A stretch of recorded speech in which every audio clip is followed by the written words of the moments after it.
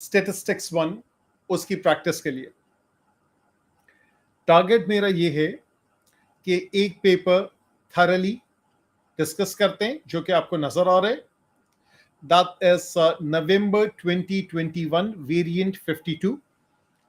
जो बाकी पेपर्स है इंशाल्लाह ताला उसको मैं सॉल्व करके उसकी भी रिकॉर्डेड लेक्चर्स अपलोड करूंगा। इंशाल्लाह ताला कल रात भी एक मैं लाइव क्लास रखूंगा, या तो वो लाइव होगी या वो प्रीमियर होगा किसी रिकॉर्डेड लेक्चर का। So let's see.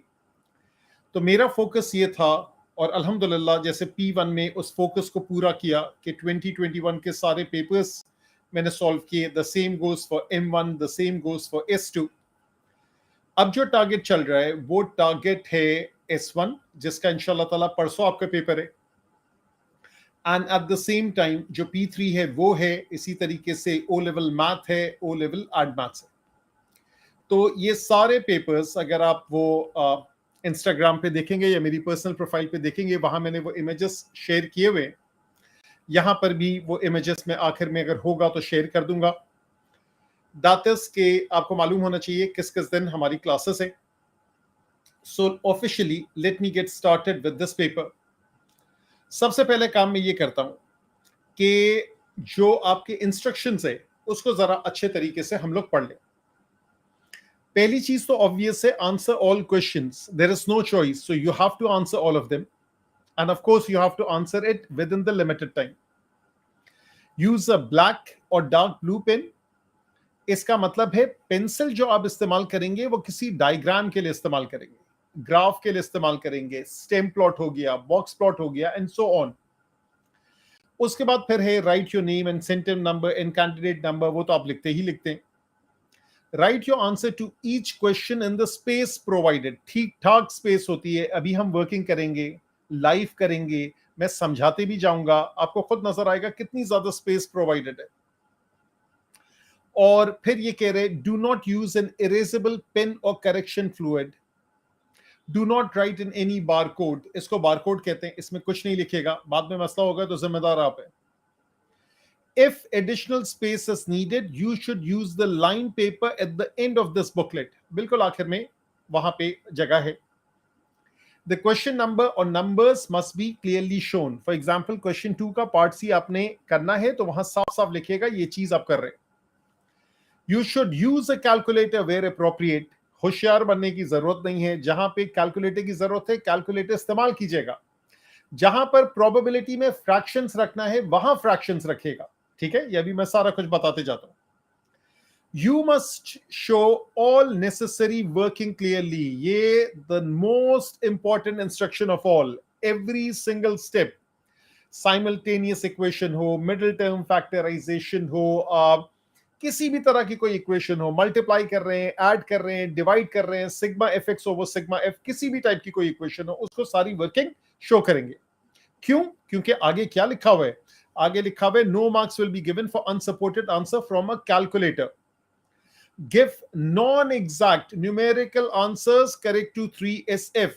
यानी जो एग्जैक्ट नहीं है उसको राउंड ऑफ करेंगे।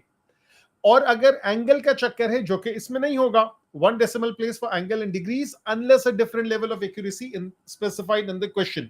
So let me reiterate more on this. मैं फिर से और समझाता हूं, गौर से सुनिएगा। अगर आपका आंसर एग्जैक्ट है, there is no rounding off। यानी अगर मेरा आंसर आ रहा है 7 फैक्टोरियल, मिसाल दे रहा हूं, तो 5040 आ रहा है, leave the answer as it is. मेरा आंसर आ रहा है प्रोबेबिलिटी में 2/7, leave it as it is, do not convert it into decimals. Convert करेंगे फिर एक्यूरेसी का ख्याल रखना पड़ेगा। और अगर मेरा आंसर इन एग्जैक्ट है तो क्या करेंगे? Work in 4 significant figures so that the final answer is given to 3 significant figures. इस चीज का ख्याल रखना। अब before we start the paper, मैं पहले आपको एग्जामिनर रिपोर्ट में ले जाता हूं। तो ये एग्जामिनर रिपोर्ट है इसी पेपर की। इसके की मैसेजेस पढ़ ले। अब ये की मैसेजेस क्या होते हैं? उस इंस्ट्रक्शन से रिलेटेड होते हैं। लोग कितना फॉलो करते हैं, कितना नहीं करते हैं। लेट्स सी। तो सबसे पहले यहां पर जो है वो ये है, candidate should be aware of the need to communicate the method clearly. क्या मतलब है इसका? करना क्या चाह रहा है, सॉल्व कैसे करना चाह रहा है, एक एक चीज वो समझाएं, वो एग्जामिनर को समझाए, भाई मैं ये चीज स्टार्ट कर रहा हूं, this is what I am starting with, that is my next step, that is my third step, so now let me consolidate everything and this is my final answer. तो ये चीज बताने की जरूरत है।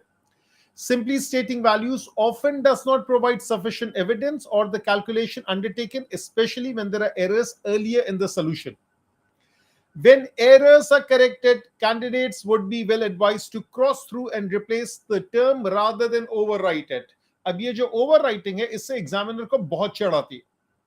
Overwriting is a big no-no, बिल्कुल नहीं होनी चाहिए, खास तौर पे उन लोगों के लिए जो पहले पेंसिल से लिखेंगे फिर उसके ऊपर पेन से लिखेंगे, तो ये वाली ओवरराइटिंग भी बिल्कुल मना है। एक मर्तबा सोचे समझे, साइड पे कोई कोने पे प्रैक्टिस कर ले, उसकी रफ वर्किंग कर ले, उसके ऊपर रफ लिख ले, उसके बाद बिस्मिल्लाह करके दे, let's get started with that. Candidates should state only non-exact answers to 3 significant figures. Therefore, exact answers should be stated exactly as it is. It is important that the candidates work to at least 4 significant figures. मैंने लिखा है throughout to justify a 3 significant figure value. The only exception is if a value is stated in the question, then it is an inefficient use of time to convert an exact fractional value to an inexact decimal equivalent. बिल्कुल सही बात कही है। क्या बात बताना चाह रहे हैं कि ये बेवकूफी की बात है कि आप फ्रैक्शन में आंसर आ रहा है, आप जबरदस्ती उसमें डेसिमल में कन्वर्ट कर रहे हैं। आपका आंसर आ रहा है 1/3, आप इसको लिख रहे हैं 0.3333। रिकरिंग का मसला नहीं है, रिकरिंग का मसला नहीं है, खामखा क्यों करेंगे? यहां पे आपको एक्यूरेसी का नाउ थिंक, अब आपको सोचना पड़ेगा। तो क्यों सोचें जब ये आंसर बिल्कुल एग्जैक्ट है? और इसका ख्याल रखिएगा, कंडीशनल प्रोबेबिलिटी खास चैप्टर है, खासतौर पर उसके ट्री डायग्राम वाले क्वेश्चंस, उसके टेबल वाले क्वेश्चंस, वहां पे आंसर साफ सुथरा फ्रैक्शन में आ रहा होता है। लोग जबरदस्ती, बहुत टाइम है शायद उनके पास, फारिग लोग हैं, कहां से आते हैं लोग मुझे नहीं पता, वो खामखा उसको डेसिमल्स में कन्वर्ट करते हैं। सो ये साइकोलॉजी, पेपर देने की साइकी और उसकी strategy, that is as good as important as your preparation. 3 papers किसी ने ट्राई किए हो, अक्लमंदी से सोच रहा हो वो पेपर अच्छा करेगा, रादर देन किसी ने 20 पेपर किए हो और पता चला वो जो है वो उसने ऐसे ही बगैर सोचे समझे ट्राई कर रहा है। The interpretation of success criteria is an essential skill for this component. Candidates would be well advised to include within their preparation. यानी किस किस चीजों से आपको सक्सेस मिलेगी, और शायद इसका यह मतलब भी है कि किसी क्वेश्चन में बाइनोमियल वगैरह में क्या सक्सेस है क्या फेलियर है, इसका भी ख्याल रखते हैं। तो it's a double edged sword. अच्छा, उसके बाद जनरल कमेंट्स अभी हम नहीं पढ़ते, वो आखिर में देखेंगे। अब मैं स्टार्ट कर रहा हूं पेपर, तो यहां मैं टाइम लिख रहा हूं कितने बजे मैं स्टार्ट कर रहा हूं। This is 8:08, so we are starting at 8:08 PM and we are starting with question number 1. तो चले करें बिस्मिल्लाह। The first question: each of the 180 students at a college plays exactly one of the piano, the guitar, or the drum. The members of a male and female student who play the piano, the guitar, and the drum are given in the following table. A student at the college is chosen at random. तो सबसे पहले मैं अपना calculator निकाल लेता हूं, और मेरे पास इस वक्त साइंटिफिक कैलकुलेटर नहीं है, आई am just using my phone, तो आपको बता देता हूं। A student at the college is chosen at random. चूंकि ये बात कर रहा है स्टूडेंट एट द कॉलेज, तो आपका डिनोमिनेटर हो गया 180। क्या रूल है प्रोबेबिलिटी में? प्रोबेबिलिटी का बेसिक किस्म का सवाल है, इसमें आपका जो गेम बनाएगा that is the denominator. Denominator पहले लिखे, न्यूमरेटर बाद में। Find the probability that the student plays guitar, तो गिटार वाले कितने हैं? 44 प्लस 38 that is 82, तो ये आ गया 82, so 82 goes at the top. अब this is 82 over 180। अब अगर मैं डिवाइड करूं तो 2 into 41, 2 into 90, तो मैं यहां तक इसको छोड़ दूंगा। हालांकि इसने लिखा हुआ नहीं है कि क्या कहते हैं सिंप्लीफाई करना है, लेकिन एक एटिकेट है कि चले सिंप्लीफाई करना चाहिए। मैं 82 ओवर 180 भी लिखूंगा तब भी रॉन्ग नहीं है, कीप दैट इन माइंड। मैं 82 ओवर 180 भी लिखूंगा तब भी रॉन्ग नहीं है, ये भी सही है, ये भी सही है। That's the first answer. अच्छा जी, आगे बढ़ते हैं। Find the probability that the student is male given that the student plays the drum. दूसरी चीज, something about the mark scheme. देखें, हर एक का अपना समझाने का तरीका होता है। मार्क स्कीम में कभी कभार वो कोई बहुत ही वियर्ड अंदाज से सॉल्व करता है, या वो खामखा छोटी चीज को बहुत बड़ा करता है। इसकी मार्क स्कीम अभी देखेंगे, पहले मैं इसको सॉल्व कर दूं। Find the probability that the student is male given the student plays drum. अब गिवन के बाद जो आता है वो होता है condition. Condition goes down in the denominator. Condition है कि वो ढोल बजाता है, दैट इज ड्रम। तो ड्रम वाले कितने हैं? 11 प्लस 20। तो ये आप नीचे लिख दें 11 प्लस 20, ये ड्रम वाले हो गए। आगे करके मैंने लिखा 31। उसमें से मेल कितने हैं? मेल 11 हैं, फीमेल जो है वो 20 है। ये मेल है, ये फीमेल है। क्योंकि मेल की बात हो रही है, 11 ऊपर आया, that is 11, that is the answer. अच्छा जी, अब मैं आपको जरा ले जाता हूं इसी के साथ। मार्क स्कीम चिपकी हुई है, बस सिर्फ ये है कि वो आपको जरा 3D नजर आएगी, क्योंकि that's how that's it's been printed. ये रही। अब ये पार्ट जो है वो पार्ट इसका ये हो गया। मेरे ख्याल से पार्ट कौन सा था? हाँ, ये देखें, ये जो पार्ट इसने किया हुआ है, let me just grab this from here. और इसने खामखा एक लंबे मेथड से इस चीज को किया है। So let me go back to the front, और यहां मैं चिपकाता हूं। ये रहा। अच्छा जी, यहां पे मैंने इसका इमेज उठाया और ये वाली चीज ये आ गई। ये अच्छा, अब ये देखें, इसने खामखा इतनी लंबी कैलकुलेशन क्योंकि इंटरसेक्शन बताया और वो ये बताया और वो बताया, सीधा सीधा जो इसकी वर्किंग है।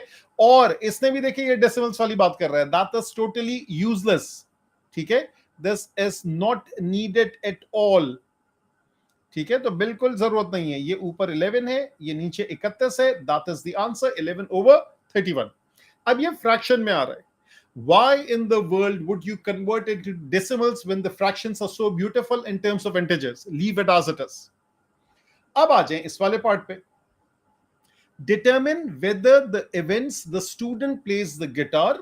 इस इवेंट का मैं नाम रख देता हूं probability of G, G for guitar. Student is female, female का F रखता हूं। तो गिटार वाले कितने हैं? गिटार वाले हैं 82 ओवर 180, ओरिजिनल फॉर्मेट में छोड़ दें। और फीमेल वाले कितने हैं? फीमेल वाले हैं 42, 38, 20। 42 प्लस 38 प्लस 20, 40, 40, 80, 20, 100 हो गए over 180। That is 80, 100 over 180। This is 100 over 180। अच्छा, अब जब ये मैं समझाते हुए कराऊंगा या आप एग्जाम में करेंगे, so it is nothing but natural कि छोटी मोटी मिस्टेक्स होंगी प्लस माइनस की। उसको डबल चेकिंग इसीलिए है कि आप देखेंगे मैं अभी करूंगा, हो सकता है मेरे से भी मिस्टेक हो, क्योंकि मैं बोल भी रहा हूं, कैमरे का सामना भी कर रहा हूं, आपको समझाने की भी कोशिश कर रहा हूं, कंटेंट्स भी कर रहा हूं, लिख भी रहा हूं, कैलकुलेटर भी इस्तेमाल कर रहा हूं, तो इतनी सारी चीजें कर रहा हूं। So this is bound to happen, that is why always double check. अब ये कह रहे हैं कि ये इंडिपेंडेंट है या नहीं है। तो क्या कोई ऐसे लोग हैं जो गिटार भी बजाते हैं और फीमेल हैं, यानी कि फीमेल गिटारिस्ट? तो फीमेल गिटारिस्ट कौन से हैं? Let me erase it. तो फीमेल गिटारिस्ट ये हैं, यहां से ये फीमेल में गए, यहां से यूं गिटारिस्ट में गए। सो देयरफॉर फीमेल गिटारिस्ट जो है वो ये वाले हैं, दैट इज 38 ओवर कितना है? 180। So this is 38 over 180. अब हमारे पास क्या इक्वेशन है? हमारे पास इंडिपेंडेंस की इक्वेशन है, probability of A and B is it equal to probability of A into probability of B. यहां गिटारिस्ट और फीमेल की बात हो रही है, G and F, is it equal to, I am not sure, probability of G into probability of F. That is कितना है ये? 38 ओवर 180। और यहां पर है 82 over 180 into 100 over 180. This is 100 over 180. अगर ये मल्टीप्लाई करके बराबर है, मुझे नहीं पता, मैंने कैलकुलेशन नहीं की। पहले मैं करता हूं 38 divided by 180. This is 38 divided by 180. That comes out to be 0.211. अब यहां पे तो आपको कोई एक्यूरेसी का ख्याल थोड़ी रखना है, आपको तो सिर्फ डबल चेक करना है. And this is 180 into 180, that is 32400. And this is 8200 divided by 32400. This comes out to be 0.253. No, they are not equal. Therefore, the two events are not independent. That is the thing.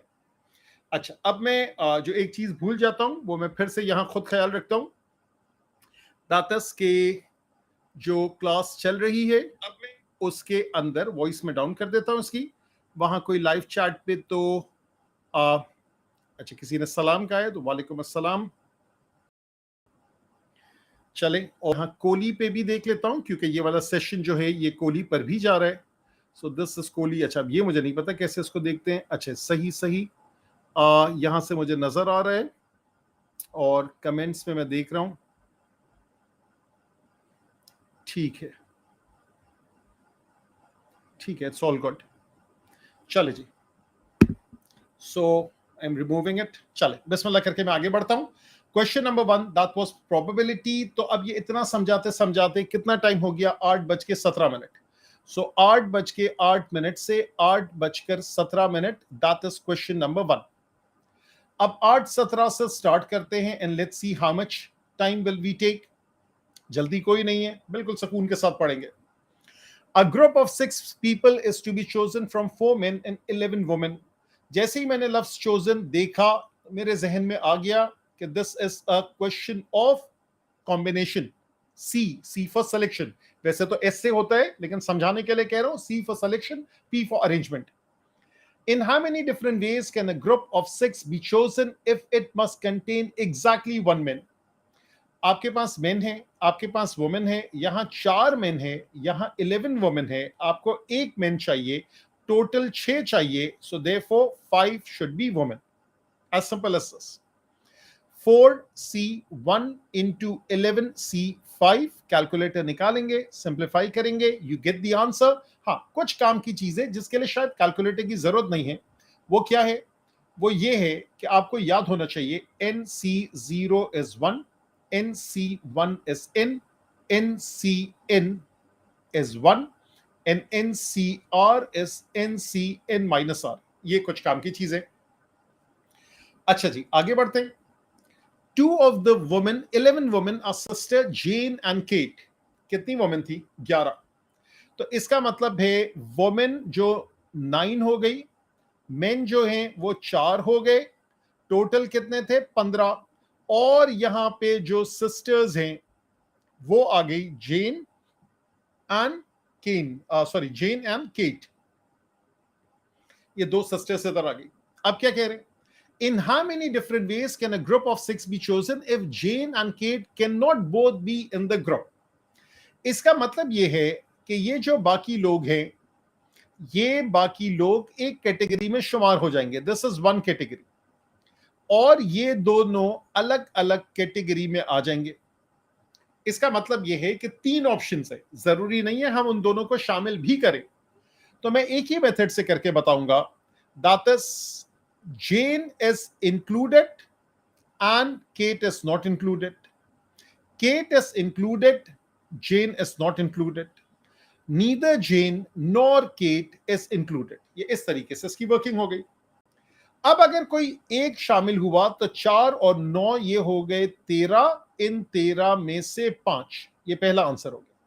ये लिखने का mood है तो क्या लिखेंगे? मैं यहां जुमला लिख रहा हूं 13C5 into 1C1 into 1C0. इसकी कोई हैसियत ही नहीं है. This is also 13C5. This is 13C5 into 1C0 into 1C1. And last दोनों included नहीं है. So 13C6. that is 13C6 into 1C0 into 1C1 into 1C0. मुझे बहुत कंफर्टेबल लगता है ये टिक मार्क वाला मेथड लगा के। असल गेम किस चीज का है? असल गेम इस चीज का है जितना सुकून से आप चीजों को समझा सके, जितना सुकून से आप चीजों को लिख सके। Working is secondary, presentation is first. आपने तरीके से बताया और वो फिर से वो जुमला मैं आपको बता रहा हूं, that is this statement. Let me read this again. This one, it says the interpretation of success criteria is an essential skill for this component. Candidates should be well advised to include this within their preparation. किस तरीके से चीजों को present करना है so achieve success. अच्छा जी, ये हो गया आराम से। ये कितना टाइम लगा? 8:21। ये तो सिर्फ 4 मिनट लगे माशाल्लाह से। तो ये हो गया 8:21। This is 4 minute. This is question number 2। 8:21 से स्टार्ट करते हैं, 8:21 से onwards. This is question number 3। ये किस चीज का है? अ bag contains 5 yellow and 4 green marbles. ठीक है, 3 marbles are selected at random from the bag without replacement. So 3 marbles from the bag without replacement. First of all, can this question be that of binomial? ये binomial तो नहीं हो सकता। Binomial probability distribution नहीं हो सकता। क्यों? क्योंकि probability is not fixed। तो ये मैंने पहले इसको यहां से निकाल दिया। इसका मतलब है ये क्वेश्चन है आपका डीआरवी का। बाइनोमियल भी डीआरवी का हिस्सा है, ज्योमेट्रिक प्रोबेबिलिटी डिस्ट्रीब्यूशन भी डीआरवी का हिस्सा है। यहां पर जो है वो क्या करेंगे, वो ये करेंगे, इसको जरा ऑफ कर दूं। यहां पे ये करेंगे कि या तो प्रोबेबिलिटी से करेंगे या एनसीआर का सबसे प्यारा सा मेथड है। सबसे पहले ये कह रहे हैं कि show that the probability that exactly one of the marble is yellow is 5/14। The random variable x is the number of yellow marbles selected. Draw a probability distribution table for x. और उसके बाद फिर वो expectation और variance जो पूछता है वो पूछ सकता है। Let me do this whole question in one shot. Part A, Part B एक साथ में कर देता हूँ। वो इस तरीके से मैं करता हूँ, एग्जामिनर को कोई एतराज नहीं होगा as long as you label it correctly. बात हो गई है, फिक्र नहीं करें। यहां पे मैंने लाइनें यूं करके खींच दी, इसमें वर्किंग भी आ जाएगी, इसके अंदर आपकी सेटअप भी आ जाएगा, सब कुछ आ जाएगा। यहां पे versus non yellow which is green, तो येलो को रेड से लिखा है और ग्रीन को मैंने ग्रीन से लिखा है। और उसके बाद ये जो है येलो जो है वो 5 है, ग्रीन जो है वो 4 है।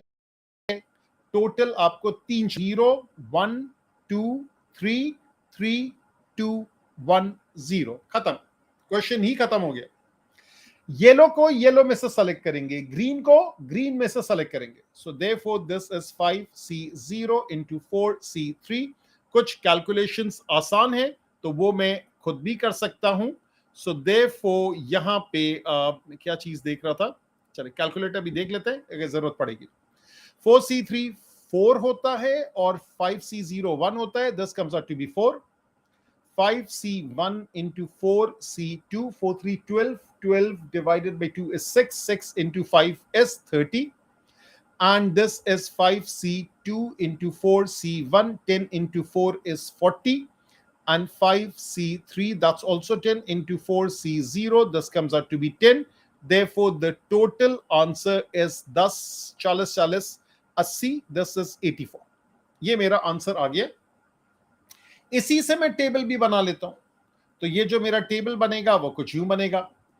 ये टेबल यूं बना, x जो है वो आपका रैंडम वेरिएबल है, number of yellow, this is the corresponding probability, this is 0, this is 1, this is 2, this is 3, this is 4/84, fraction सारा 30/84, this is 40/84 and this is 10/84। अब एक और चीज सुनिएगा, मैं ये भी डबल चेक कर सकता हूं कि ये वाला भी सही है। किस तरीके से? 5 और 4 हो गए 9, 9 में से मैं निकाल रहा हूं 3। सो 9C3 की वैल्यू, जिनके पास साइंटिफिक कैलकुलेटर है वो जरा निकाल ले, मैं दूसरे अंदाज से निकालता हूं। 9 into 8 into 7 and divided by 6, that is 84. Yes, this comes out to be correct. ये बिल्कुल करेक्ट है, क्योंकि 9 में से 3 निकालना विदाउट एनी रिस्ट्रिक्शन, ये आंसर मैच हो गया। तो मुझे अभी एग्जामिनर रिपोर्ट या मार्क स्कीम भी देखने की जरूरत नहीं है, मैंने यहीं से डबल चेक कर लिया। अब यहां पे सवाल ए क्या था? This was help from the examiner, वो बेचारा आपकी मदद करना चाह रहे। This is help from the examiner कि ये आंसर आना चाहिए 5/14, that is exactly one of the marble is yellow, तो ये इसका आंसर है। So this is answer of part A, 1 yellow, यानी बाकी 2 हो गए, that is 30 divided by 84, divide करें। So 2 से पहले कर लें, that is 15/42, 3 से कर लें, 3 5s and 3 14s। yes, this answer is correct, वहां लिखा हुआ है। अब आ जाए आखिरी पार्ट सी भी मैं यही कर लेता हूं। पार्ट सी है expectation of X, that is sigma P X, that is equals to. अच्छा, ये एग्जाम में मत कीजिएगा, मैं तो अभी आपको समझा रहा हूं, पेज पलटने का मूड नहीं हो रहा है, तो मैं सारा यही कर रहा हूं, आप हर चीज को उसके मकाम पे करेंगे। That is 0 into 4 plus 1 into 30 plus 2 into 40 plus 3 into 10, everything divided by 84, क्योंकि हर एक के नीचे 84 है। यहां पे एक और चीज पे मैंने क्या एम्फसाइज किया, do not reduce the fraction, do not reduce the fractions. यहां पे ये जरा मैं साफ सुथरा कर लूं, क्योंकि मुझे जरा सा अच्छा लगता है चीजें साफ सुथरी होनी। And that is the value of expectation. समझे, 2 मिनट आप और डाल दे अपनी तरफ से, जो मैं अभी कैलकुलेटर इस्तेमाल नहीं कर रहा हूं, समझे आपने कैलकुलेटर इस्तेमाल किया। 8:21 पे स्टार्ट किया, माशाल्लाह से 8:20 पे कर लिया। So this question of DRV is done. अब 3 क्वेश्चंस पढ़ लिए। अब एक काम करते हैं, अब हम लोग एग्जामिनर रिपोर्ट पे जाते हैं, क्योंकि आखिर में बोरिंग हो जाता है, जहन में रहता नहीं है कौन सा क्वेश्चन किस चीज का है, और बार बार पलटना मुश्किल होता है। पहला जो है वो प्रोबेबिलिटी है, टेबल वाला। दूसरा जो है वो NCR है। तीसरा जो है वो DRV है। ठीक है, अब हम देखते हैं। सो नाउ यहां पे पहला क्वेश्चन, जनरल कमेंट्स आखिर में देखेंगे। सबसे पहले यहां पे question number 1, what does it से? ये था ट्री डायग्राम वाला, ये भी मैं यहां लिख दूं, this is tree diagram, sorry not tree diagram, I think this is the table diagram, table वाली प्रोबेबिलिटी थी। Almost all candidates simply stated the required probability, although good solutions included unsimplified calculation.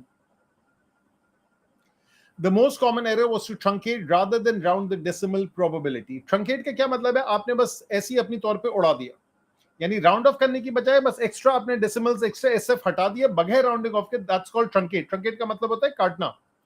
Which if not supported by an acceptable fraction could gain no credit. Bottom line क्या है? Fraction rules, fraction के अंदर working कीजिएगा। दूसरा, most candidates recognise that the conditional probability was required, हमने भी recognise किया माशाल्लाह से। Most efficient method was to identify the values required in the data table and state the probability directly, अल्हम्दुलिल्लाह हमने वैसे किया।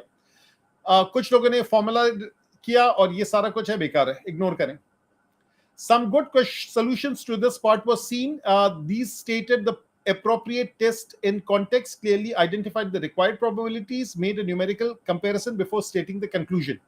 यानी वो पूरी इक्वेशन जो है वो वाली जो टेस्ट जिसको कह रहे हैं probability A and B, probability of A into probability of B, वो पूरा इस्तेमाल करना है। Majority of solutions omitted one or more of these elements, so not fully justifying the solution. Almost all checked their identity, but a small number of candidates used an alternative approach involving conditional probability. अजीब सी approach होती है, just ignore it. Second पर आ जाए। The combinations question was found challenging by many candidates. The best solution often contained simple diagrams which clarified the condition and possible outcomes. ये असल बात है। A few solutions assumed that the condition applied in part A was also required in part B. ये जहन में रखिएगा, अगर पहले पैराग्राफ में कुछ लिखा होता तो वो पार्ट A, B, C हर एक पे एप्लीकेबल होता। वो जो उसने लिखा था कि एग्जैक्टली 1 min, तो वो एग्जैक्टली 1 min सिर्फ पार्ट A के लिए था, बाकियों के लिए नहीं था। Candidate should be aware that when the question is structured, the conditions are only applied within the single part. Exactly जो मैंने अभी आपको समझाया। इसमें तो कोई खास बात नहीं है। A variety of approaches were seen. ये वो 2 बहनों की कहानी है, जेन और cat. The most successful was to calculate the total number of ways that a group of 6 people could be chosen from the full and subtract the number of groups which contain Jane and Kate. ये मैंने नहीं बताया। Candidates who use the most common approach of considering the different scenarios वो fulfil conditions वगैरह वगैरह। यहां तक बिल्कुल सही है। तो चले यहां पे हम लोग इसको रोकते हैं। अभी हमने पहले 3 क्वेश्चंस डिस्कस किए, अब आ जाए इसके ऊपर।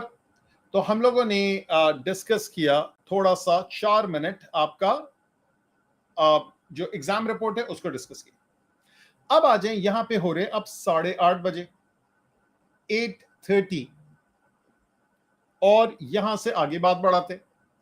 In how many different ways can the letters of the word telescope be arranged? किस चीज का क्वेश्चन है? NPR अरेंजमेंट का। तो यहां पर आ जाए T E L E S C O P and E। तो आपके पास 3 ईज आ गए। बाकी जो छोटी छोटी चीजें हैं वो है TLSCOP। पहला वाला आपका हो गया 9 में से ये सारे वर्ड्स आपने लिखे 9 factorial divided by 3 factorial for the 3 E's। So 3 factorial for the 3 E's, that is the answer for this particular part. Second part, in how many ways can 9 letters of the word telescope be arranged so that there are exactly 2 letters between T and C? अच्छा, अब इसके लिए मैं क्या चाहता हूं वो ये है, मैं नुक्ते बनाता हूं। 1 स्पेसेस 2 3 4 5 6 7 8 9 और मैं ऐसी इसकी लोकेशन मार्क कर देता हूं। This is first and this is first and second and third position, fourth, fifth, sixth, seventh, eighth and ninth. अब यहां पर जो है so that there are exactly 2 letters between T and C. अच्छा जी, अगर इसको मैं पहली लाइन कंसिडर करूं, पहला टी है, बीच में 2 अल्फाबेट्स है, फिर सी है, फिर यहां पे जो भी आना चाहे आ जाए। टोटल कितने हैं? टोटल 9 है ना, तो इससे 9 स्पेसेस है। पहली पोजीशन, चौथी पोजीशन, यहां टी, यहां पे सी, दूसरी, पांचवी, तीसरी, छठी, देखते जाएगा, चौथी, सातवीं, साथ साथ मेरे बोलते जाएं, पांचवी, आठवीं और छठी और नवीं। Got the idea? अब यहां पे आपको जो बाकी टिक मार्क्स लगाने वो लगाएं, 1 2 3 1 2 3 4 इस तरीके से तो लगाते जाएंगे, उसमें कोई लगाने की ऐसा जरूरत भी नहीं है, उसके बगैर ही आपका काम हो जाएगा। ये इसके नीचे आया, ये इधर आया, ये इधर आया, ये देखें, ये मुझे ज्यादा कंफ्यूजन हो रही है क्योंकि वो डॉट्स लग रहे हैं। ठीक है, खैर आई am just removing the dots, इसको मैं सारे हटा देता हूं। ये सारे रेड टिक मार्क्स मैंने हटा दिए। कितनी लाइनें आपको नजर आ रही है? पहली लाइन ये रही, line 1, line 2, line 3, line 4, line 5 and line 6। 6 लाइनें हैं क्योंकि 6 ऑप्शंस है, सो 6 फॉर द लाइंस। पहली चीज तो ये हो गई। उसके बाद जो आपके ये बाकी अल्फाबेट्स है, एक इसको रेड से मुझे मार्क करने दे, जो आपके बाकी अल्फाबेट्स हैं वो है 1 2 3 4 5 6 7, that is multiplied by 7 factorial. For these are for the other letters, वो भी तो आपस में अरेंज होंगे। लेकिन अभी आपने एक चीज गौर की, वो ये है कि we are starting with T ending with C, यानी शुरू में फ्रंट पे टी है, बाद में सी है। तो T C can also be arranged in 2 factorial ways, क्योंकि टीसी भी हो सकता है, सीटी भी हो सकता है। अब आराम से एक नजर देख ले, सारी चीज आपके सामने, कोई कैलकुलेटर पे भागिएगा नहीं, पहले पूरा सेटअप करे, पूरा प्रेजेंटेशन फॉर सक्सेस करे, फिर चीजें खुद ब खुद आती जाएंगी। तो यहां पर जो है वो 6 लाइनें पहले मैंने फोकस किया लाइनें बनाने में, उसके सारी चीजें मैंने ख्याल की। उसका देखें, पहला, तीसरा, दूसरा, चौथा, तीसरा, छठा, सॉरी, पहला और चौथा, दूसरा और पांचवा, तीसरा और छठा, और चौथा और सातवां, पांचवा और आठवां, छठा और नववां। तो इस तरीके से बड़ा सुकून से ये 6 लाइनें आ गई। 7 factorial for these other letters, 2 factorial for TC. कोई चीज मैं मिस तो नहीं कर रहा हूं? इसमें कोई अल्फाबेट है identical? Yes, 3 factorial.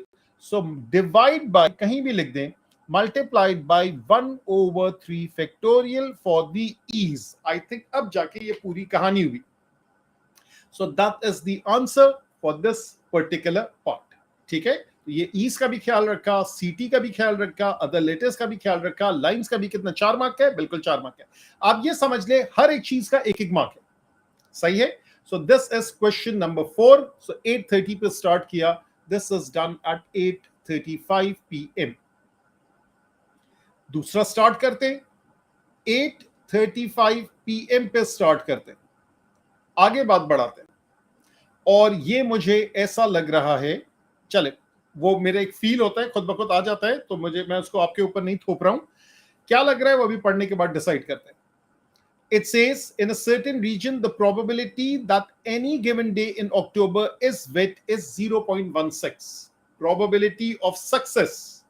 So this is a question of binomial probability distribution. अब आपको पता है कि बीच में अचानक कोई हल्का सा ज्योमेट्रिक भी आ सकता है, तो यहां मैं फिर से डाल दूं कि हो सकता है with spice of geometric probability distribution. ये भी आ सकता है. Agreed? Find the probability in a 10-day period in October fewer than 3 days will be wet. अब यहां पर जो है 10 दिनों की बात हो रही है, तो जब ये 10 दिनों की बात करेगा, that is the number of trials fewer than 3 days will be wet. So आप लिखेंगे x follows binomial distribution 10, 0.16. आपको अलग से लिखना हो अलग से भी लिख दे. n की वैल्यू 10 है, p की वैल्यू 0.16 है, q की वैल्यू 0.84 है, और fewer than 3. So fewer than 3 does not include 3. Number line खींचना हो नंबर लाइन खींचे, no harm. So this is 0, this is 1, this is 2, this is 3, this is 4. Fewer than 3 does not include 3. It's an empty circle. What does it include? It includes 0, it includes 1, it includes 2.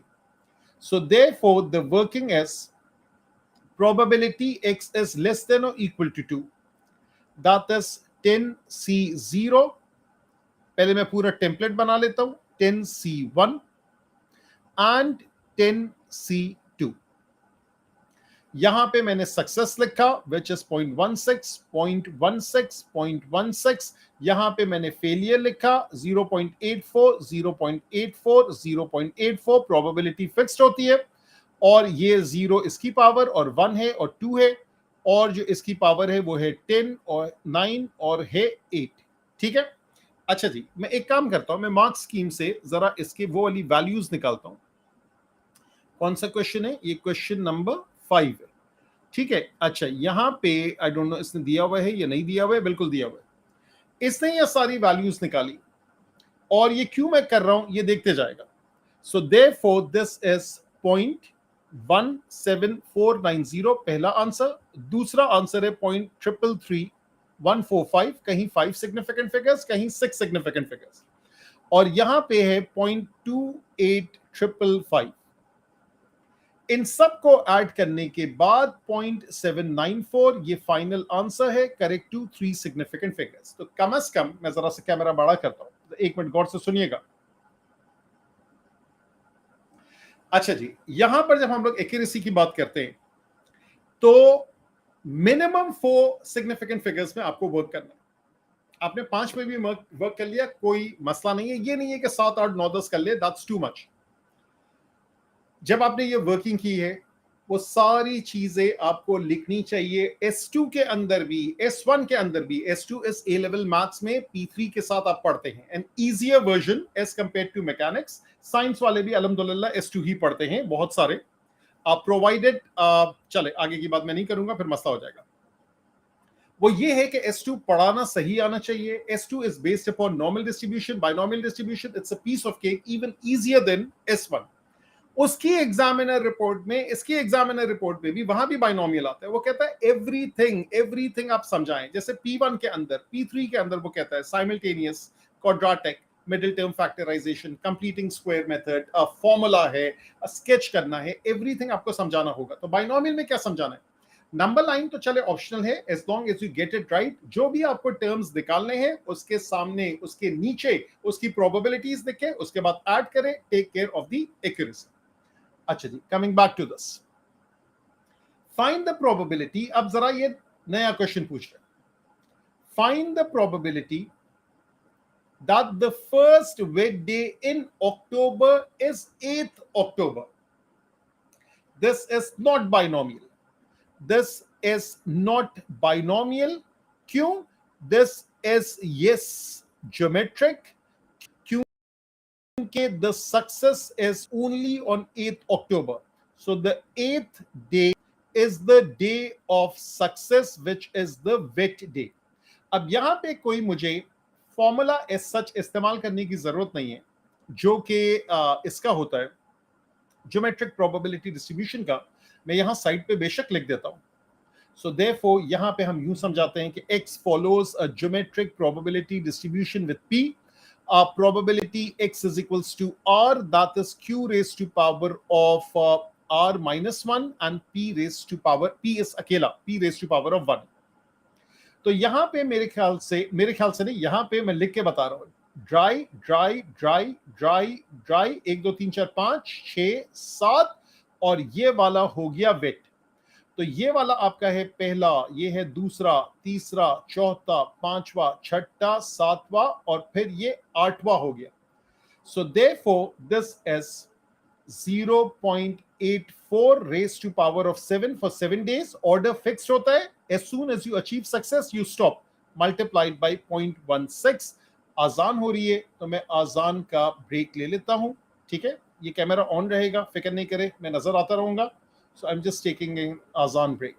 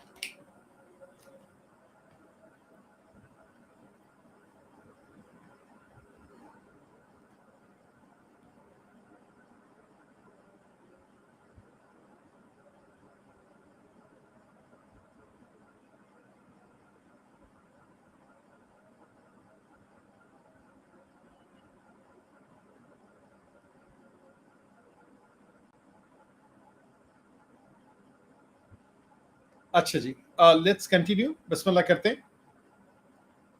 ये वाला जो answer है ये मैं यहां से उठा लेता हूं। This is 0.0472, 0.0472। तो देखें सवाल किसका था? बाइनोमियल का था। बाइनोमियल के अंदर नंबर ऑफ ट्रायल्स भी होता है, ठीक है, and probability of success and naturally the probability of failure भी होता है। जबकि जो ज्योमेट्रिक का सवाल होता है, ज्योमेट्रिक में सिर्फ प्रोबेबिलिटी ऑफ सक्सेस होता है, there is no number of trials, वो होता ही नहीं है। वो तो जैसे ही सक्सेस होता है वो 8वें दिन भी हो सकता है, चौथे दिन भी हो सकता है, उसमें कोई चीज होती नहीं। जबकि बाइनोमियल में नंबर ऑफ ट्रायल्स होता है। अब पार्ट सी किस चीज का आ गया, फिर से देखें। It says for a randomly chosen year, for 4 randomly chosen years, find the probability in exactly one of these years the first wet day in October is 8th October. अच्छा, अब ये सी लिंक कर रहा है पार्ट डी से। So probability of success तो answer हो गया 0.472। This is answer of part B is our success. 4 साल की बात कर रहे हैं। So W follows a binomial distribution 4,0.0472। और उसके बाद किस चीज की बात कर रहा है, उसके बाद बात कर रहा है कि exactly one of these years, चूंकि this 4 is again number of trials, 4 दिन की बात कर रहे हैं ना, number of trials is fixed. So probability W equals to 1, that is 4C1। Success है 0.0472 raised to power of 1. 1 minus success is failure, whatever that comes out to be, raised to power of 3, and that is the answer for this particular part. अब ये अजान break 1-2 minute की लगाएं और ये 8:46 लगा, ठीक है, दैट इंक्लूड्स द अजान ब्रेक। तो ये तकरीबन 11 मिनट का हमारा वर्किंग हो गई। अब 2 क्वेश्चन के फिर से हम लोग पढ़ते हैं एग्जामिनर रिपोर्ट। पहले क्वेश्चन नंबर 4 का पढ़ते हैं। क्वेश्चन नंबर 4 में क्या कह रहे हैं, बल्कि क्वेश्चन नंबर 3 पढ़ा था हमने। This is question 1, question 2, let me double check. तो ये वाला जो था ये 4 था और 1, 2 और ये DRV का तो हमने पढ़ा था, ठीक है ना। या I think those two easy, शायद हमने इग्नोर। तो यहां पर जो है क्वेश्चन नंबर 4 से स्टार्ट करते हैं। The question, this is permutation, ठीक है, दिस इज परम्यूटेशन, वो जो टेलीस्कोप वाला था। The question was found to be challenging by many. Good solutions often included simple diagrams, तो हमने भी बनाया है, which clarified the conditions that were being applied. Weaker solutions frequently had poor communication of the logic. Weaker solutions had poor communication of the logic that was being applied to determine the number of arrangements that fulfilled the criteria. Good solution, diagram. Poor solution, weak communication. आगे, almost all candidates were successful in determining the correct number of arrangements. पहला वाला वो था, and providing sufficient evidence of the calculation formed. Weaker solutions often did not remove the effect of the repeated letter E. तो weaker solutions ने repeated letter E का ख्याल ही नहीं किया। उसके बाद अब क्या है, The arrangement of criteria appeared to be challenging for many. और ये कोई पहली मर्तबा सवाल नहीं आया, इस तरह मैरी और फ्रांसिस वाला सवाल भी है, बहुत सारे और सवाल है। A large number of solutions had little indications why calculations were being attempted and how they link to the question. अब ये देखें, लोग बता ही नहीं रहे क्या कैलकुलेशन कर रहे हैं, क्वेश्चन से उसका क्या ताल्लुक है। That is the main thing. ये आपके समझने की बात है। ये लाइव सेशन का मकसद ये है कि ये सारी चीजें समझकर बिल्कुल इंटेलेक्चुअली आप ट्राई करें। Keep that in mind. This is AS A level maths. This is not KET stuff. ठीक है, आपने पढ़ना शुरू किया तो कुछ सोच समझ के पढ़ा है, और ये याद रखिएगा यूनिवर्सिटी में आगे जितने भी कोर्सेस कर लें, S1 जितना दिमाग खोलने वाला कोई भी आपको कंपोनेंट नहीं टकराएगा, believe me that. The most successful solution had a simple diagram such as this, जैसे हमने बनाया initially, and then stated that there were 7 remaining letters when the T and C had been removed. ये 7 remaining letters है, and T and C could locate in 6 different positions, वो जो lines है, and the order of T and C could be reversed. The calculation was then shown and evaluated. There were a number of different approaches based upon the principle. However, many solutions presented only a calculation with little justification, and credit be awarded based on the approach it was most similar to. क्या मतलब है ये? However, many solutions presented only a calculation with little justification, and credit would be awarded based on the approach it was most similar to. For example, किसी ने ऐसी चीज बताई कि वो ये बताना चाह रहे हैं कि अच्छा लाइनों के हिसाब से तो उसने बता दिया, बाकी कैलकुलेशन नहीं समझ में आई, एग्जामिनर को कम्युनिकेट नहीं किया, तो इसके मार्क्स नहीं मिलेंगे। जिस हद तक एग्जामिनर को समझ में आया है उस हद तक के मार्क्स मिलेंगे। उसके बाद क्या कह रहे हैं, उसके बाद कह रहे हैं, a common error was not realizing that T and C could be reversed, so not multiplying by 2, a number solution attempted to use a similar method but made little progress with identifying the scenarios। अच्छा, इसने ease के बारे में बात नहीं की, ease के बारे में भी बात करनी चाहिए कि वो division by 3 factorial भी था। क्वेश्चन नंबर 5, अब क्या कह रहे हैं, the question was successfully identified by most candidates as involving discrete random variables, so linked binomial and geometric. However, there was some confusion to the conditions required for geometric to be applied. Most solution recognized that this was a fairly straightforward binomial approximation. Isko approximation kyun keh rahe? This is binomial distribution. Good solutions clearly state that all the unsimplified terms required and then evaluated without including intermediate steps. When the candidate stated intermediate values, accuracy was often lost with premature approximation. यानी आप लिखे जरूर, लेकिन ज्यादा वो लिखे, ज्यादा significant errors लिखे, significant figures लिखे. The most common error was to misinterpret the success criteria. ये कौन से लोग हैं भाई? A less common but still frequent error was to include the probabilities that 3 days will be wet. Exactly 3 का निकाल दिया rather than less than 3. फिर से ये देखें, the interpretation of this type of success criteria is an important skill in this component and candidates should be encouraged to focus on achieving a good understanding of the differences that occur. तो ये जो शुरू में नहीं लिखा हुआ था, मैं उसकी तरफ फिर से लेके जा रहा हूं, ये रहा, ये जो वही बाइनोमियल की बात हो रही है वो यहां पे की मैसेज के अंदर भी लिखा हुआ है। अच्छा, उसके बाद अब क्या चीज है, कहां चला गया, ये रहा, most candidates identified the geometric approximation distribution was appropriate, और यहां पे कोई खास बात नहीं है, let's ignore it। अच्छा, ये तो बहुत ही शर्म की बात है कि लोग इसमें फर्क नहीं कर सकते, decimal place and significant figures। Many found this question very challenging। कोई challenging नहीं था, आसान था। The best solution realized that the probability from part B was required, recognized that the binomial approximation was appropriate and evaluated accurately। बस सही है, यहां तक ये सही है। अब आ जाए क्वेश्चन नंबर 6 पे, और क्वेश्चन नंबर कितना है इसमें, क्वेश्चन नंबर 6 है, क्वेश्चन नंबर 7 है। चले, अब ये दो क्वेश्चंस के ऊपर हम लोग पहुंचेंगे, लेकिन पहले नेचुरली इसको सॉल्व करेंगे। अच्छा जी, तो ये हो गया 8:21 से 8:26। अच्छा, इसमें कम से कम हम लोग 4-5 मिनट वो लगाते हैं। ये तो आगे वाला है, ये रहा, ये जो था 8:46 था और 6 मिनट हमने इसके ऊपर लगाए, ठीक है।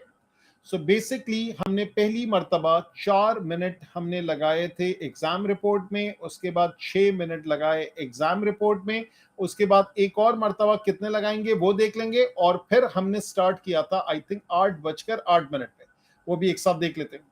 सो वी स्टार्टेड एट 8:08, सही है, ये जहन में रखिएगा। अब आ जाए इस क्वेश्चन पे, what is this question all about. अब हम लोग स्टार्ट कर रहे हैं 8:53 पे स्टार्ट कर रहे हैं। Let's see the time taken in minutes to complete a particular task by employees at a large company are normally distributed. तो अब ये नॉर्मल डिस्ट्रीब्यूशन की बात हो रही है विद सच एंड सच, तो ये बात हो गई नॉर्मल डिस्ट्रीब्यूशन की, दैट इज स्ट्रेट फॉरवर्ड। अब क्या कह रहे हैं, एक्स बता दें आप उसको कि वो जो टाइम है वो x है, follows a normal distribution 32.2 and this is 9.6 square. यहां पे वेरिएंस आता है। Find the probability that the randomly chosen employee takes more than 28.6 minutes to complete the task. बिल्कुल स्ट्रेट फॉरवर्ड है। Probability x is greater than 28.6, probability z is greater than 28.6 minus 32.2 divided by square root of variance होता है, लेकिन आप already आप लिख सकते हैं 9.6। Probability z is greater then a particular value, ये वैल्यू आती है -0.375। अब मेरे पास टेबल यहां तैयार है, लेकिन एक मिनट रुकेगा, पहले इसका सेटअप करें। चूंकि ये नेगेटिव वैल्यू है तो इसका रूल क्या है, नेगेटिव वैल्यू तो टेबल में नहीं होती है, तो क्या करते हैं, flip the inequality and make the sign positive. So therefore probability z is lesser than 0.375। अब मैं टेबल पे गया और यहां से मैंने उठाया 0.3 है, z वैल्यू है, ये 7 है, तो ये इसकी सीध में ये आ गया, और यहां 5 है तो यहां इसकी सीध में ये आ गया। एम आई राइट? ठीक है, तीसरी लाइन है, सही है।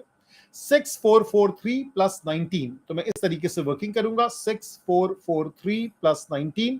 अगर 20 ऐड करता तो ये होता 6463, लेकिन एक कम है, सो देयरफॉर 6462।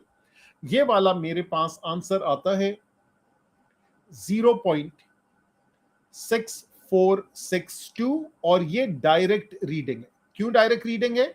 इसलिए कि यहां पर जो है वो लेसर साइन है, लेसर इज डायरेक्ट। तो आप याद रखिएगा 5 ऑफ 0.375, 5 ऑफ 0.375 वो आपको मिला है 0.6462। ये चीज आपको मिल गई है। अब क्या मुझे यहां राउंड ऑफ करना चाहिए? The answer is yes. वो तो नॉर्मल डिस्ट्रीब्यूशन टेबल में भी प्रोबेबिलिटी 4 डेसिमल प्लेस है, 4 सिग्निफिकेंट फिगर्स भी है, so therefore round of, therefore final answer is 0.646 correct to 3 significant figures। ऐसे ही साफ सुथरी वर्किंग करेंगे जैसे मैं बता रहा हूं, मैं समझा रहा हूं, पूरी जान लगा रहा हूं, तो इंशाल्लाह ताला ए आपका आएगा ही आएगा। अच्छा जी, अब यहां की बात करते हैं। 20% of the employees take longer than t minutes to complete the task, so probability x greater than t is 20%। अब ये सवाल जो है इसको कहते हैं बैक सॉल्विंग, यानी प्रोबेबिलिटी से जी वैल्यू से कुछ और निकालना। जैसे यहां पे हम टी निकालेंगे, इसका असूल क्या है? इसका असूल ये है, make sure this probability is at least 50%। If not, क्या करते हैं? जो मैं करूंगा वो करते हैं। Probability x less than T is 80%। एक जगह के आगे 20% है तो उसके पीछे कितना हो गया? 80%। स्टैंडर्डाइज करें, probability z lesser than t minus something over 9.6, something कितना था? 32.2, तो ये था मीन, सब्ट्रैक्ट किया, divide by standard deviation is 0.80। Probability z is lesser than some value is 0.80। अब जो 0.80 है ये प्रोबेबिलिटी है, प्रोबेबिलिटी से z वैल्यू चाहिए, लेसर साइन है z के साथ, प्लस का निशान डालेंगे। 80% प्रोबेबिलिटी, इसको भी कर लेते हैं, सो देयरफॉर 80% आपको चाहिए। सो 80% कहां मिलेगी? 781 7995, ये मुझे नजर आ गई।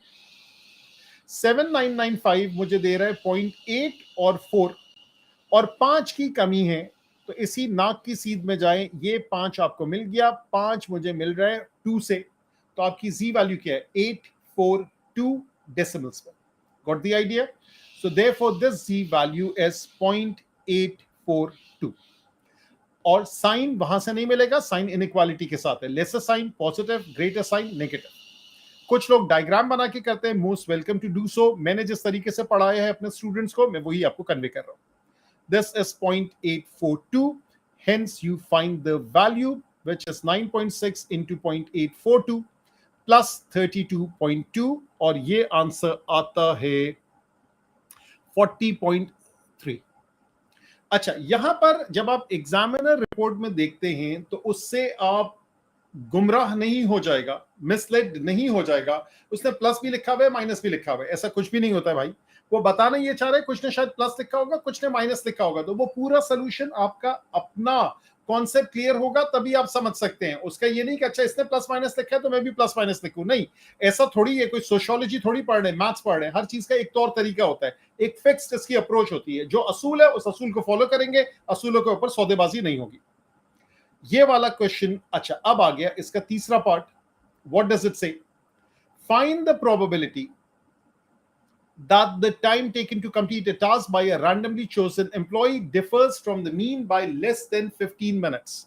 कल परसों एक मैंने वीडियो रिकॉर्ड की थी, मेरे ख्याल से 2021 की थी, शायद मार्च की होगी, उसमें भी ऐसी डिफर्स वाला कॉन्सेप्ट आया। ये आप दोनों तरीके से कर सकते हैं, मैं यहां आपको डायग्राम से भी बता दूं। ये डायग्राम में ओरिजिनल वाला भी लगा देता हूं, एक मिनट, ये चिपक क्यों गया? अच्छा, ये वाला जो डायग्राम है, यहां मैं फिर से एक और लगाता हूं डायग्राम, लाइक दिस।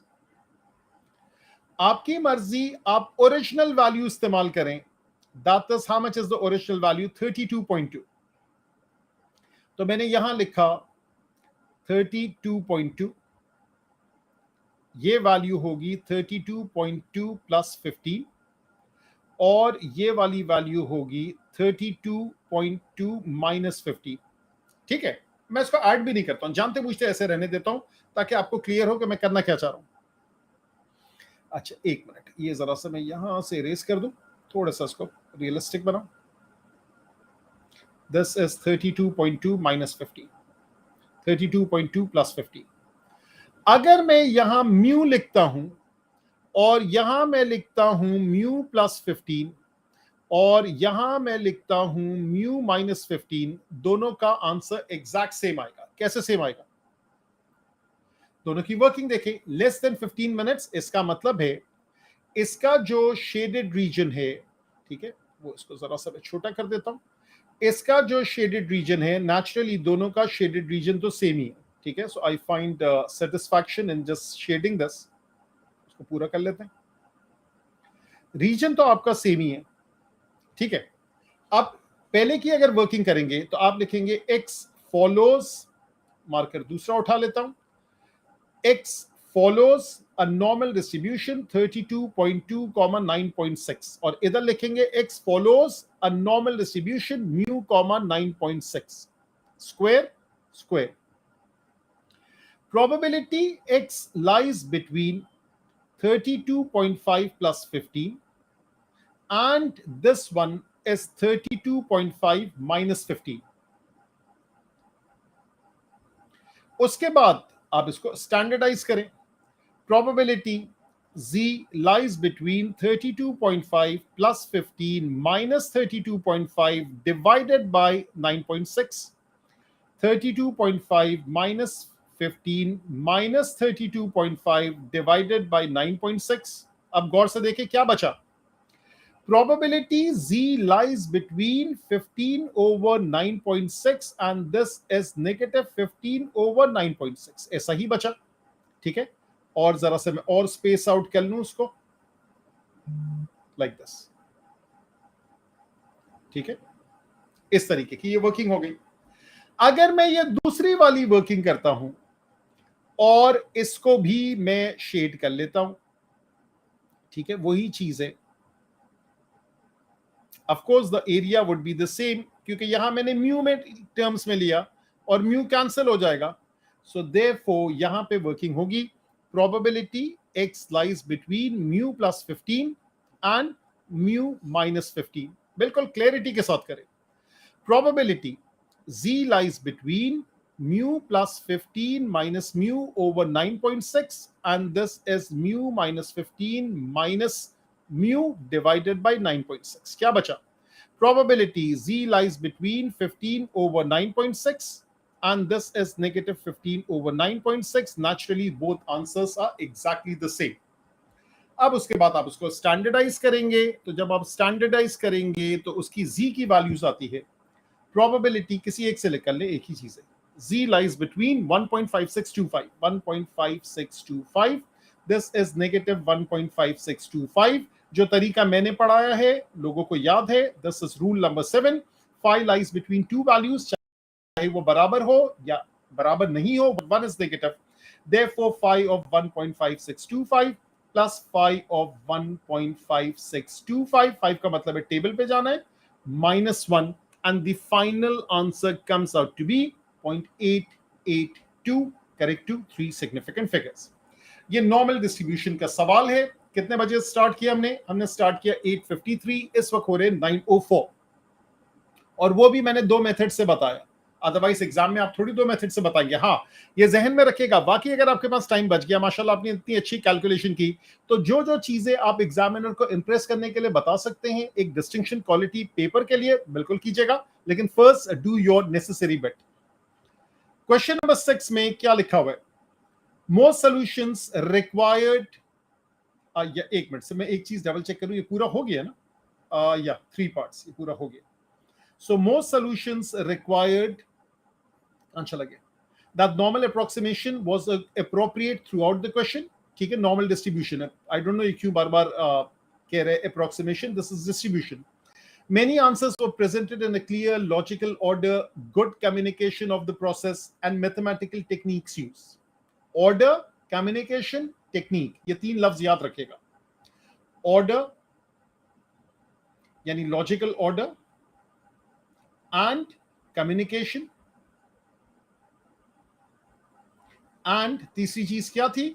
तीसरी चीज ये है कि मैथ की जो भी टेक्निक है वो भी तो इस्तेमाल करनी है. ये 3 चीजों की कहानी है जो आपको आगे बढ़ाती है. कुछ लोगों ने कंटिन्यूटी करेक्शन भी किया, कुछ लोगों ने स्केच भी किया. ये इससे मैं अग्री नहीं करता कि the most successful solution often included a sketch of the normal distribution to help identify the required probability area. इस सब जरूरत नहीं है. मैंने क्यों बताया? मैंने इससे बताया, मैंने 2 मेथड के लिए बताया. एज सच मेरी कैलकुलेशन उसके ऊपर बेस नहीं कर रही. पहला part, majority of candidates successfully constructed standardization calculation, found the anticipated z value, used the normal table, find the probability, did not interpret the success criteria and found the complement of the answer required. यानी उन्होंने table के अंदर जो निकालना था उसको subtract नहीं किया वगैरह वगैरह. The best solution initially found the anticipated z value from an equation using the standardization formula. There was a clear algebraic process presented to find the value of t. Weaker solutions included use the z value for incorrect probability area. अच्छा, it is noted that the candidates who did not use the table often truncated, यानी ये losers की बात हो रही है. I'm sorry, let's ignore them. The question was found challenging by many candidates and omitted by some. इसमें challenging की क्या बात थी? Most efficient solution correctly interpreted the 15 minutes as the numerator of the standardization formula, had a simple sketch which identified both tails of the distribution and found the required probability area. And weaker solution misinterpreted, substituted 15 into the time, I don't know, छोड़ दे, ignore कर दे, आगे बढ़ते हैं. अच्छा जी, तो यहां पर जो है वो मैंने फिर से 50 कितना था 904, तो मैंने फिर से 2 मिनट और लिए एग्जाम के लिए. तो यहां पे 2 मिनट और लिए और थोड़े से मिनट और लूंगा, 2-3 मिनट. और अब हम आ रहे last question. It says the distances traveled to school by 140 candidates were recorded. किस चीज का सवाल है? या frequency distribution है या cumulative? अभी पता चल जाएगा. This is the distance, this is the CF. अच्छा, CF already बनाया दिया है. On the grid, draw a cumulative frequency graph to represent these results. ये वाली जो चीज है, ये है आपकी upper class boundary. 200, 300, 500, 900, 1200, 1600.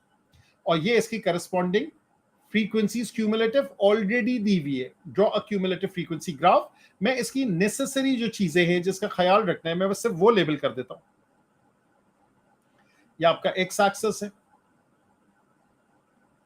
ये आपका y एक्सिस है. यहां पे आप ये जरूर से बताएं what goes on the y axis, cumulative frequency, that's the number of people. What goes on the horizontal axis, जो कि यहां पे दिया हुआ है, that is the distance. तो ये वाला आपका डिस्टेंस आ गया और वो मेरे ख्याल से किलोमीटर्स में. उसके बाद 200 से लेकर 1600, तो मेरे ख्याल से यूं करके मार्क कर लें, ठीक है. Let me adjust my speaker. That is 200, 400, 600, 800, 1000, 1200, 1400 and 1600. तो ये जो 1 2 3, कैसे इसको मैं मार्क करूं, ये देखिए, ये है 1 2 3 4 5 6 7 8 9 10, ठीक है. सो horizontal axis 10 small squares is 200 kilometres. Vertical axis में कहां से कहां तक जाएंगे? 140 तक जाना है. 20 मेरे ख्याल से 20 करके बढ़ जाएंगे, बिल्कुल सही होगा. ये हो गया 20, ये हो गया 40, ये हो गया 60, ये हो गया 80, ये हो गया 100, और ये है 120, ये है 140. तो ये ऊपर तक 160 की मुझे जरूरत नहीं है, ठीक है. एंडिंग इसकी यहां कहीं पे होगी, आखिरी. अच्छा जी, नाउ इट सेज कि अब क्या करेंगे? अब जो करेंगे वो ये होगा कि आप इसको ड्रॉ करेंगे in the proper manner, and that is के वर्टिकल एक्सिस को भी लेबल कर लें. सो यहां पे 10 स्मॉल स्क्वायर्स, माय बैड, कहां चला गया? सो देयरफॉर वर्टिकल एक्सिस यहां लिख दे 10 small square is equals to 20 people. इसका ख्याल रखेंगे। अच्छा, एक चीज जो हमेशा क्यूमुलेटिव में नहीं बनी होती है वो ये है कि जब डिस्टेंस जीरो होगा तो क्यूमुलेटिव फ्रीक्वेंसी भी जीरो। इस सिनेरियो में ऐसा ही है, तो ये वाला आपका एक डॉट ये मार्क करना है। उसके बाद 200 पे आप 16 मार्क करें एंड सो ऑन। और मैं वो अभी ड्रॉ नहीं कर रहा बिकॉज इट्स मजा नहीं आता है इसके अंदर ग्राफ ड्रॉ करने को, तो ग्राफ की शक्ल आपकी यूं करके बन जाएगी। सही है। So this is a C F curve. अब क्या चाहिए? क्या इसके अंदर कुछ और भी है? द आंसर इज यस, अगले पेज पे होगा। Use your graph to estimate the interquartile range. अब ये मैं सिर्फ आपको आइडिया दे देता हूं। 50% of CF, that will give me the median. 25% of CF, that will give me lower quartile. इसको Q1 कहते हैं, इसको Q2 कहते हैं। ठीक है। 75% of CF will give me upper quartile, that is Q3. 25% of 140 is 35 and 75% of 140 is 105। 70 और 35 105। अच्छा जी, यहां पे मैं आपको सिर्फ आइडिया दे दूं कि ये ग्राफ आपका यूं करके बन गया है। ठीक है, ये समझे ग्राफ आपका यूं करके बना है और ये वाला खत्म हो रहा है समझे 140 पे, और यहां पर जो है वो आखिरी पॉइंट जो है वो जो भी आ रहा है, कितना था, दैट इज 1600 किलोमीटर्स। अब ये तो मैंने ऐसे अंदाजे से बना दिया। अब आपको क्या चाहिए? आपको Q1 चाहिए। तो ये 140 है और इसके दो आधा हिस्सा ये हो गया 70, इसका आधा हिस्सा समझे यहां 35 है, इन दोनों का आधा यहां 105 है। ठीक है। तो यहां पे जब आप जाएंगे और टच करेंगे और रीड ऑफ करेंगे तो ये आ गया Q1। ये आई थिंक बहुत ही ऑब्वियस सी बात है, एवरीवन नोज दिस। यहां पे जाएंगे, this is again O level math stuff. Touch करेंगे, ये आ गया Q3। The difference between Q3 and Q1, that is the interquartile range. That's upper quartile minus lower quartile. इस तरीके से आप इसकी वर्किंग कर लेंगे। अच्छा, यहां पे ये टेबल मैंने वहां से कॉपी पेस्ट किया है। ठीक है, वहां पे मौजूद नहीं है क्वेश्चन में, मैंने कॉपी पेस्ट किया। Calculate the estimate of mean and standard deviation for 6 marks. क्यों इसने 6 मार्क्स दिए? इसने 6 ताकि आप एक अपना नया टेबल बनाएं और उस टेबल में क्या होगा, लेट्स सी। मैं लाइनें यहां खींच रहा हूं, 1 2 3 4 5 6 7 बना लेता हूं। और मीन भी चाहिए, स्टैंडर्ड डिविएशन भी चाहिए। सबसे पहला काम आप ये करेंगे, less than 200 is 0 to 200, the next one is 200 to 300, the next one is 300 to 500। Inequality लिखना जरूरी नहीं है। Next one is 500 to 900, next one is 900 to 1200, next one is 1200 to 1600। ये पहली चीज मैंने लिखी। यहां पे एक वर्टिकल लाइन में खींच लेता हूं, समथिंग लाइक दिस। ठीक है, तो एक वर्टिकल लाइन मैंने यूं करके खींच दी। उसके बाद मैंने एक कॉलम खाली छोड़ा, एक और लाइन में मैं फ्रीक्वेंसी डालूंगा। क्या क्या डालते जाऊंगा अभी देखते जाएगा। ठीक है, इतनी अच्छी खूबसूरत लाइन तो नहीं बन रही है, लेकिन चले काम चल जाएगा अभी। यहां पर सबसे पहले मैं लिखूंगा x, that is the mid value. तो 0 और 200 की मिड वैल्यू 100 है, 200 300 की 150, 300 और 500 की 400, 500 और 900 650, 900 1200 कितने हो गए, 2100, 1050। डबल चेक कीजिएगा मेरी वर्किंग। 1200 1600 28 1400। ये मेरी x की वैल्यू आ गई। यहां मैं फ्रीक्वेंसी की वैल्यू लिखूंगा, लेकिन ये CF है, ये CF है, ये फ्रीक्वेंसी नहीं है। 200 और 0 में ये तो 16 है, लेकिन 46 और 16 का डिफरेंस ये हो गया 30। 88 और 46 का डिफरेंस कैलकुलेटर निकाल रहा हूं, 88 माइनस 46 दैट इज 42। 122 और 88 का डिफरेंस, 122 माइनस 88, that is 34. ये corresponding differences of cumulative frequency is the corresponding class frequency. 134 और 122, 2 12 हो गया ये, और ये हो गया 6। सही है। अब मैं डबल चेक करूंगा ताकि कोई भी मिस्टेक नहीं हो। 16 plus 30 plus 42 plus 34 plus 12 plus 6, yes it's 140। तो यहां पे मेरे पास आ गया सिग्मा एफ 140। अब यहां से मेरा 5 स्टेप प्रोसेस शुरू होता है। That is the 5 step process. ये मैं जरा सा हटा दूं, एक मिनट, ये भी सारा हटा देते। वो 5 स्टेप प्रोसेस क्या है? मुझे एक कॉलम चाहिए एक्स स्क्वायर का, एक कॉलम चाहिए एफ एक्स का, एक कॉलम चाहिए एफ इंटू एक्स स्क्वायर का। Got the idea? अब जरा नंबर्स बड़े हो गए। 100 इंटू 100, ये तो हो गए 10,000। 150 150 225 और 2 0। 400 4 4 16 16 और 4 जीरोस।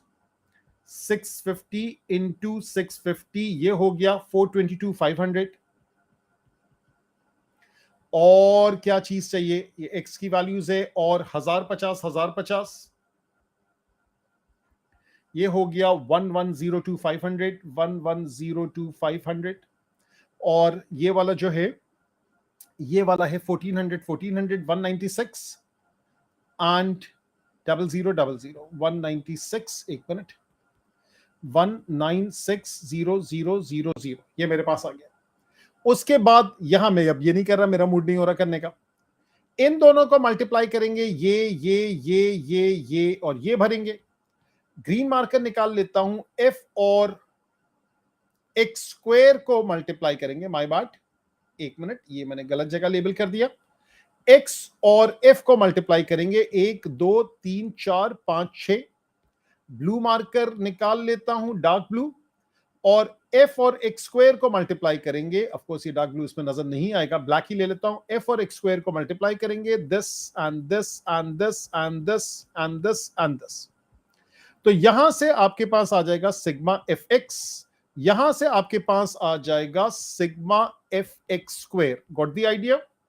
अब यहां से मैं आपको वैल्यूज बताता हूं कि ये वाला जो क्वेश्चन था, दिस इज क्वेश्चन नंबर 7 का लास्ट पार्ट, और इसके अंदर नंबर्स वाकई बड़े, और इन्होंने मेरे ख्याल से एक साथ ही सारा कुछ कर दिया। तो चले वो आप देख लीजिएगा, मैं आपको फॉर्मूलाज बता देता हूं। X bar, that is sigma F X over sigma F.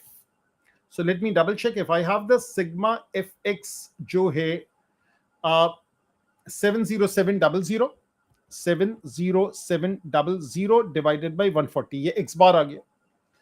Variance of x, that is sigma x square over n minus x bar square, यानी यहां पे जरा सा एफर्ट ज्यादा लगी। that is sigma f x square, ये f वाला है, this is sigma f x square, मैं फॉर्मूला भी बता देता हूं, divided by sigma f minus x bar square। so therefore ये वाली वैल्यू जो आ रही है वो आ रही है सबट्रैक्ट होके, यहां चले मेरे पास अभी नहीं है, इग्नोर इट, ये 140 है, माइनस 70700 डिवाइडेड बाय 140 स्क्वायर, और ये आंसर आ जाएगा। तो उसको क्या चाहिए? उसको स्टैंडर्ड डिविएशन चाहिए। ये वेरिएंस का मैंने फॉर्मूला लगाया, therefore standard deviation is square root of this and take care of the accuracy, and that's how this paper is done। अब कितना टाइम हुआ? टाइम हुआ है 9:18। ठीक है। अब पहले मैं यहां कहता हूं 8:08 पे मैंने स्टार्ट किया, 9:18 पे मैंने रोका।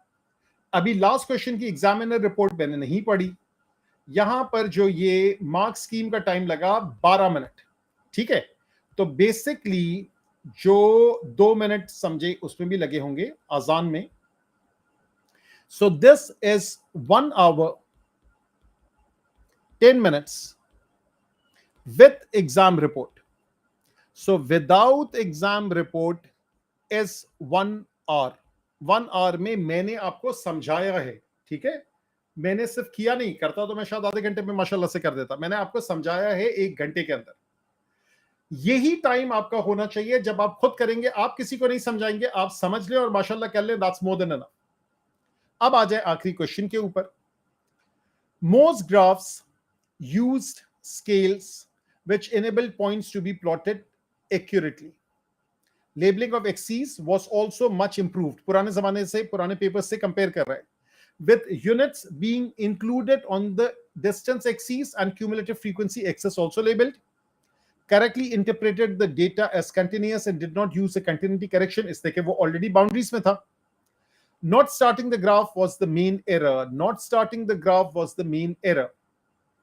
Candidates should be aware that the curve is required for a cumulative frequency graph, तो curve बनाना ज्यादा बेहतर है.